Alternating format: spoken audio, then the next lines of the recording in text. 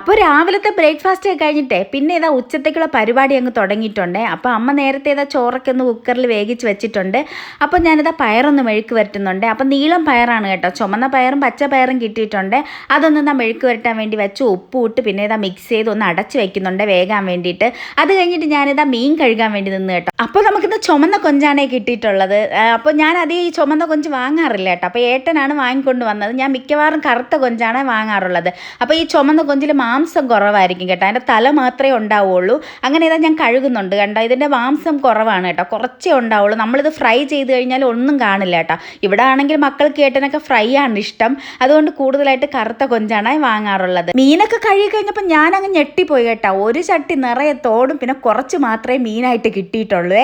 അങ്ങനെ അപ്പോഴത്തേക്ക് ഞാൻ എൻ്റെ മനസ്സ് മാറ്റി കേട്ടോ. ഞാൻ ഫ്രൈ ചെയ്യാനൊന്നും നിന്നില്ല, മക്കളോടും ചോദിച്ചില്ല ഏട്ടനോടും ചോദിച്ചില്ല. ഞാൻ യൂട്യൂബ് നോക്കി ഒരു റെസിപ്പി അങ്ങ് കണ്ടുപിടിച്ചേ, നമ്മുടെ കൊഞ്ച് റോസ്റ്റ്. അങ്ങനെ ഇതാ ഞാൻ വേഗം തന്നെ കൊഞ്ച് റോസ്റ്റ് ഒന്ന് ഉണ്ടാക്കുന്നുണ്ട്. അപ്പോൾ എണ്ണ ഒഴിച്ച് കടുക് പൊട്ടിച്ചു. പിന്നെ കടുകൊക്കെ പൊട്ടിയതിന് ശേഷം കുറച്ച് ഉലുവ ഇട്ട് കൊടുത്തിട്ടുണ്ട്.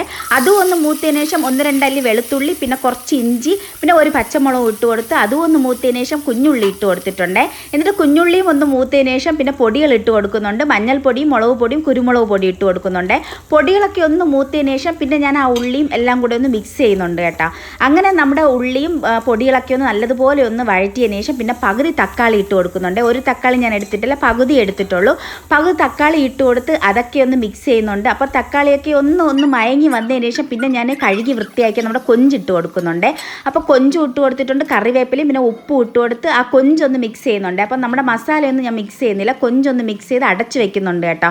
അപ്പോൾ അതിലുള്ള ജ്യൂസൊക്കെ ഒന്ന് ഇറങ്ങി അതൊന്ന് മയങ്ങി വരുമ്പോഴത്തേക്കും എല്ലാം കൂടി ഒന്ന് മിക്സ് ചെയ്തെടുക്കുന്നുണ്ട്. അങ്ങനെ എല്ലാം കൂടി ഒന്ന് മിക്സ് ചെയ്തതിന് ശേഷം ഞാൻ വീണ്ടും ഇതാ അടച്ചു വയ്ക്കുന്നുണ്ട് കേട്ടോ വേകാൻ വേണ്ടിയിട്ട്.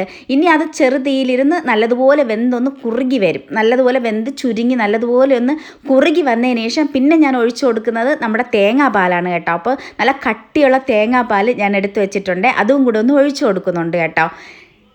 എന്നിട്ട് ഞാൻ അതിലും ഒന്ന് കുരുമുളക് ഇട്ടിട്ടുണ്ട്, പിന്നെ കുറച്ച് മസാലയും കൂടെ ഇട്ടിട്ടുണ്ട്, നമ്മുടെ ഗരം മസാലയും കൂടെ ഇട്ടിട്ടുണ്ട്.